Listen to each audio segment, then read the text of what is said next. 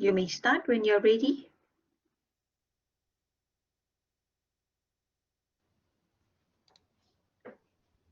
Hello, can everyone hear? Yes, but you're a little bit soft, Alicia.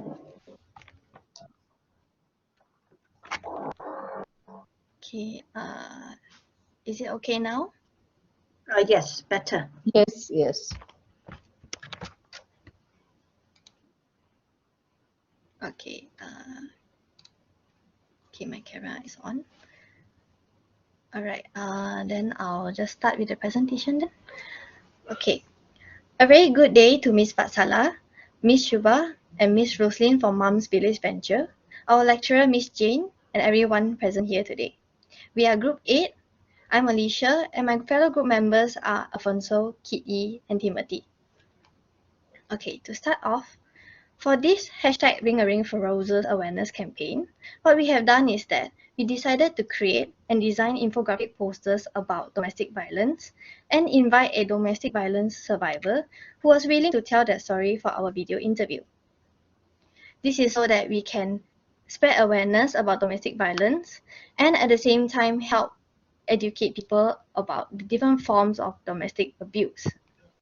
As you can see on this slide here, we have a total of 9 posters for week 7 to 12, excluding the video interview for week 11.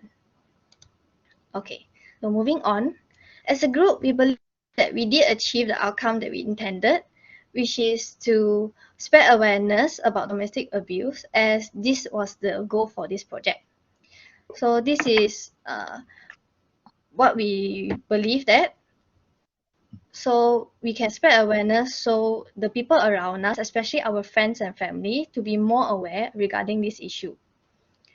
And according to the insights from the post throughout this event, and at the end of the event, we believe that we did achieve the outcome intended, which will be shown through the following slides. Okay, so starting off with week 7, the post we managed to reach 157 people, along with 15 likes and 2 shares. For week 8, this post managed to reach 208 people, along with 11 likes and 3 shares. Among all the posts for this campaign, this week 8 post managed to reach the highest amount of people. Okay, so next, for week 9, this post managed to reach 112 people, along with 12 likes and 1 share. Continuing with week 10, this post managed to reach 101 people, along with 7 likes and 1 share. Next off, for week 11's interview, this interview managed to reach 113 people, along with 40 views, 6 likes, and 3 shares. Last but not least, for week 12, this post managed to reach 129 people, with 15 likes and 1 share. That's all for me. I'll pass it on to Kitty to continue to the next part. Thank you, Alicia. So I'll be talking about the challenges that we faced and also how we overcame all of the challenges. So one of the biggest challenge that we face is to look for a DV survivor who is actually willing to share their story with us and to have an interview with us. Since DV survivors are actually a very niche group of individuals, we didn't expect, to be honest, that it would be this difficult to find someone until we actually started looking for one. So we reached out to countless organizations and shelter homes, but some of these organizations that reached out, WAO, Awam, Hati, Good Shepherd, and many other more. However, most of them rejected us due to confidentiality. Since these organizations are tied to this Data Protection Act, they are not allowed to disclose clients' information. Yeah, so at this point we were quite worried. We are not very sure if we should proceed with this interview or to go with another plan. But we decided to try again, to try to ask the people around us, our friends and families, to help us find if there's anyone who is actually willing to have an interview with us. Yeah, so after persistence, rounds and rounds of asking people and being rejected, at last we did manage to find someone who is willing to share. So the second challenge would be communication. So scheduling meeting with amongst the four of us is not easy, even though there's only the four of us, right? But everyone has a different timetable and have different group assignment meetings to go for, and it's just difficult for us to actually find a common time to discuss. And yeah, so most of the time we use WhatsApp, but sometimes communicating through text may not be the best, since it can lead to miscommunication, confusions, and so on. Yeah, sometimes group members, including myself, can overlook the message and forget to reply. Yeah, but we did manage to find time to discuss and to clear any miscoms and confusions, even though it was quite a challenge for us. So that's all from me. I'll pass the time to Alfonso to continue on our presentation. Thank you. All right, thank you, Kelly, for the word. So I'll be now talking about the third problem that we faced, that was about time management. So the problem that arises here is because some of us actually have too many subjects and we have too many assignments that started to clamp up everything together, and then eventually it comes to the next point where we can't actually find a proper balance towards all the assignments and everything that we have to do, including the employer project that we're taking on the subject. So this actually is up for us to sometimes neglecting or sometimes even forgetting what we have to do, when we have to post, if we have to do anything else, if you're missing something. So this was something that keeps arising from us. And with the help of the Gantt chart, we actually managed to help us to give reminders to our other group members, so we can actually maintain our work in time, and we can actually maintain the due dates for posting and everything related to it. So the other problem that is arise is about some of us actually focus too much on one subject. So for example, when there is a subject that is having an assignment that is very near the due date, we all tend to focus only on the specific subject or on the specific assignment, and we tend to completely forget everything about all the other subjects, including this employer project. So this is something that we actually face a lot throughout the project, and you have to keep reminding everyone, hey, what do you have to do? Is everything all right? So we have to keep reminding each other to make sure everything flows smoothly. So now we're going to talk about what we actually have learned throughout the whole employer project. So the first thing that we learned was about going to the employer meetings. We learned about a lot of things towards domestic violence, as well as some of the very important things was about how actually a company can actually use Facebook for a professional way. For example, so Moms Village, for example, can use Facebook for advertising what they actually do. They can also spread awareness. They can also even use fundraise, because I saw some posts about fundraise. So there is actually a lot of different methods that we actually learn more about it. And they have also a lot of guidance throughout the meetings that we have with the employers. So we actually learned a lot about how they we can use Facebook for a professional means such as this. And the other thing that we learned that was very helpful for us was about how to actually approach a domestic violence survivor. So for example, we learned that we should not approach them and say, for example, how are you being treated at home? Is your partner treating you well? We actually should reach them up, trying to give them options. We have to empower them so they can actually feel that they have options, they have choices, and they can actually do their own decisions on their own. So that's something that we learn throughout the meetings, and it's very helpful for us, so we can actually help people who we know and who we can maybe help them to overcome domestic violence. So now I'll be passing the word to Timothy, who is going to continue talking about the other things that we learned throughout this project. Thank you.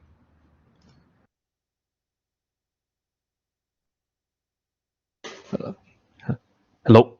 Oh no, my video is not working. I'll just go on without the video. All right. Okay. All right. So throughout the projects, we've also learned that there are various types of DV as well. So we initially, along with a lot of the other groups have mentioned, that we thought that domestic violence had to involve violence, physical violence, and as we went and did more research and creating the infographics and even the interview that we conducted with our DV survivor, it was quite clear that there are other different types of abuse that can happen that will qualify under DV, such as financial abuse, emotional abuse, that sort of thing. So we also learned that anybody can be a DV. Anybody can be a DV victim, can be a victim of domestic violence. It can be a man or a woman. We initially thought, because operating under the logic that domestic violence has to be physical, men are usually larger than women and they pose more of a physical threat. So how can it be, women abusing men?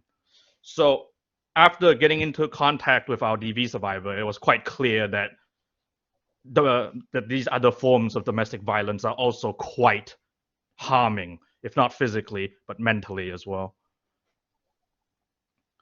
We also found out how to help DV survivors properly.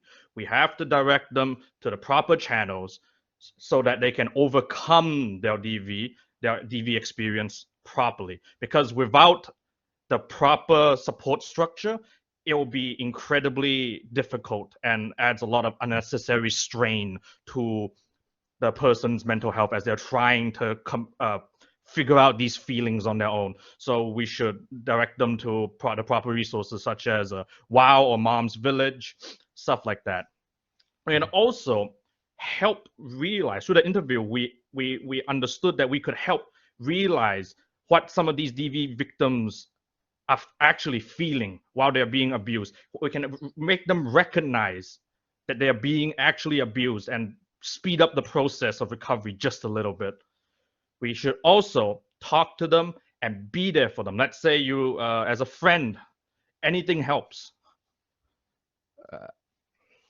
So in conclusion, DV is a genuinely very serious issue, and we've learned a lot during our time with this project, and we have hoped that through our collective efforts in general, because we were one of the last groups to round out the postings in this campaign, we hope that all of us, not just our group, have helped to arm people with the facts to make them recognize if they are in need, if they know those in need, and the severity of this issue. Thank you for listening to our presentation.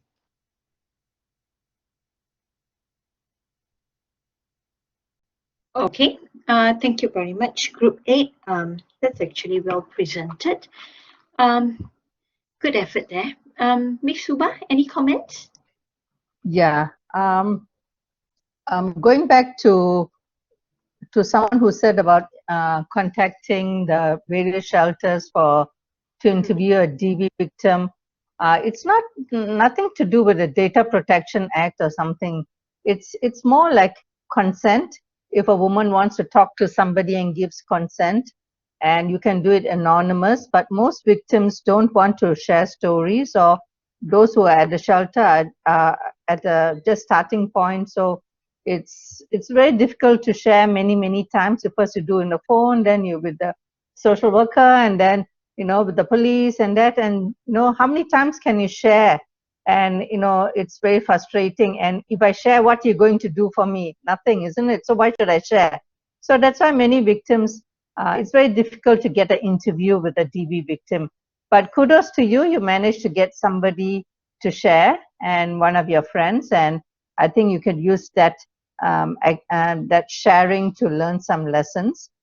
So I think this group did well in talking, especially for me, where I'm a DV specialist, and so I hear elements of DV in your presentation. So that's a plus point from me.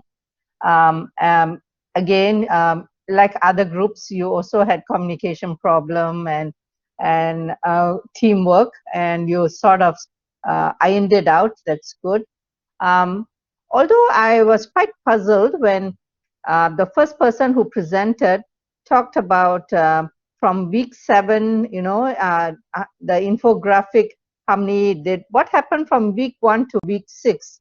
So in your presentation, you shouldn't have said from week 7, week 8, week 9. Maybe you should have just said poster 1 garnered this amount of shares and likes, and poster 2, instead of like week 1, week 7, week 8, week 9. So that makes me think, what happened in week 1 to 6, right? So that's just a presentation skill.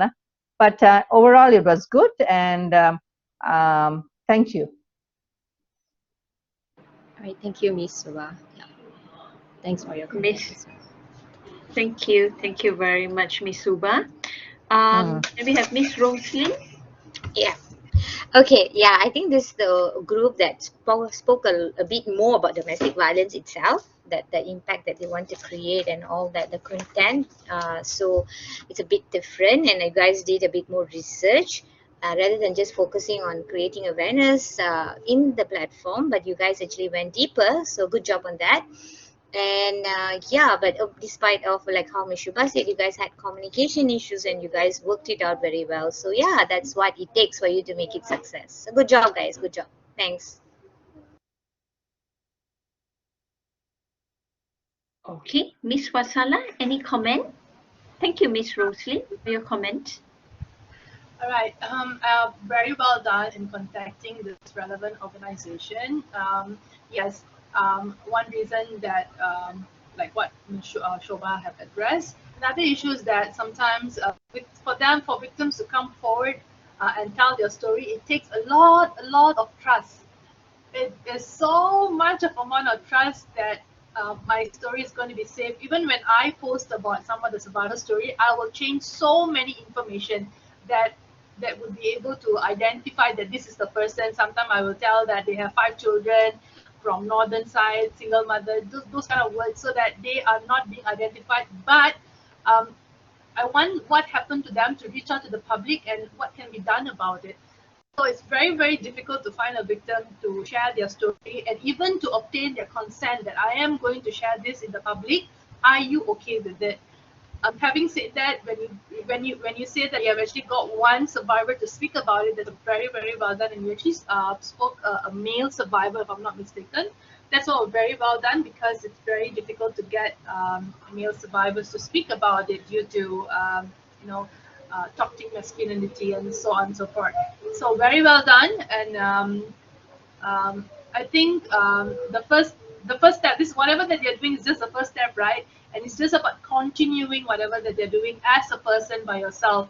You see, it's just so difficult for me or Rose or Miss Shobha to be always constantly be there.